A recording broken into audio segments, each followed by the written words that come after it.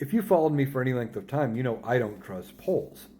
And I haven't trusted polls really since 2016. 2016, they said there was going to be, Hillary was going to win in a landslide with the Electoral College. No way Donald Trump could win. We know how that went. 2020, the polls said Donald Trump was going to beat Joe Biden. Joe Biden wins, and he gets the House and the Senate.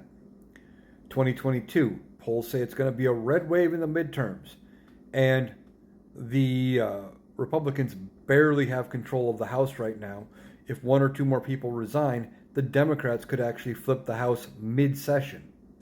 So I don't trust polls. But there's polling out now that is saying that Kamala Harris is starting to lead Donald Trump and pull away from him in swing states.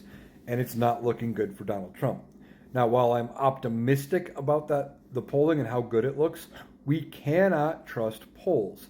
Because if they come out and say, well, she's going to win by 10 points in all these states, and then we don't show up in the numbers to vote backing that poll doesn't matter.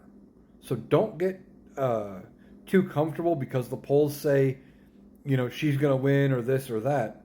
We still need to put the work in. We need to go out, vote for Kamala Harris, vote down ballot, and really show these Republicans that we are tired of the MAGA movement. We are tired of their obstructionist ways. We want to get things done for the American people. And the only way we can do that is by voting.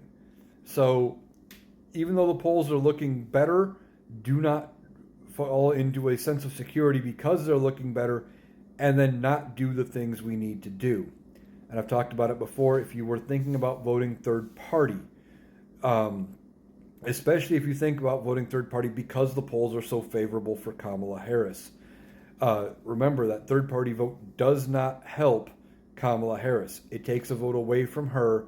It is like giving a vote to Donald Trump because there's not going to be enough third party votes for that third party candidate to have a chance at actually winning any state.